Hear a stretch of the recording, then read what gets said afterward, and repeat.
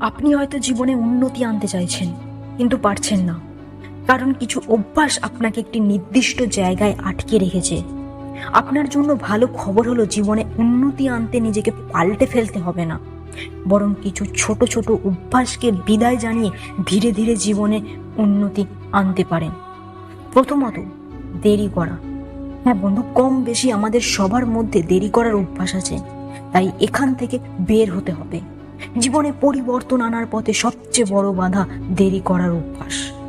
নিয়মিত দেরি করা আমাদের জন্য মানসিক চাপের কারণ হতে পারে বন্ধু, যা জীবনে উন্নতির পথে বাধা হবে।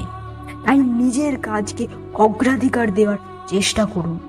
আপনি যতটুকু পারবেন ঠিক ততটুকুই করবেন, নিজের সামর্থ্যের চেয়ে বেশি কাজ করতে যাবেন না।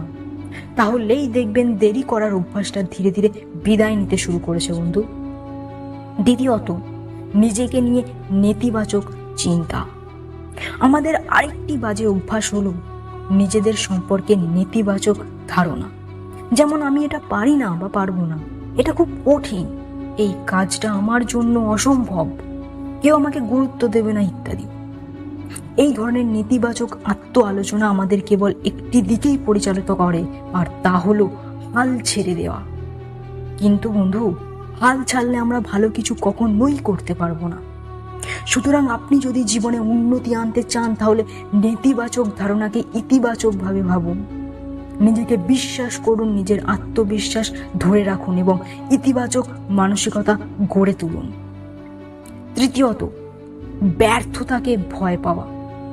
হ্যাঁ, এটাই বাস্তবতা যে আমরা সব কিছুতে সফল হব না, মাঝে মাঝে ব্যর্থতা আসবে, কিন্তু তাই বলে কি থেমে যাবেন? বরং মেনে নিতে শিখুন বন্ধু, ব্যর্থতা জীবনের একটি স্বাভাবিক অংশ। ব্যর্থতাকে এত ভয় পাওয়ার পরিবর্তে, নিজেকে থামিয়ে রাখার পরিবর্তে সুযোগকে সম্ভাবনায় পরিবর্তন করার চেষ্টা করুন। সুযোগকে চ্যালেঞ্জ হিসেবে নিন, মেনে নিন জীবনে সফল হতে, সামনে এগিয়ে যেতে কিছু ভুল হবেই, আর এই ভুল ব্যক্তিগত বিকাশের স্বাভাবিক অংশ। মনে রাখবেন এই প্রবাদ বাক্যটি, ব্যর্থতাই সফলতার চাবিকাঠি। চতুর্থ, নিজেকে খুশি রাখা।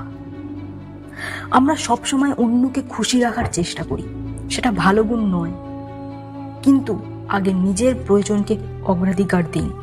দেখা যায় অন্যকে খুশি করতে গিয়ে আমরা নিজেকে অবহেলা করি, কিন্তু এটা করা উচিত নয়। এই অভ্যাসটি নিজের সুন্দর জীবনযাপনকে বাধাগ্রস্ত করতে পারে বন্ধু। তাই কিছু কিছু বিষয়কে সীমাবদ্ধ করুন, নিজের জন্য যেটি ভালো সেই বিষয়কে প্রাধান্য দিন। অবশ্যই নিজের সুখকে অগ্রাধিকার দিতে ভুলবেন না। পঞ্চম, নিজেকে অন্যের সঙ্গে তুলনা। হ্যাঁ বন্ধু, ক্রমাগত নিজেকে অন্যের সঙ্গে তুলনা করবেন না।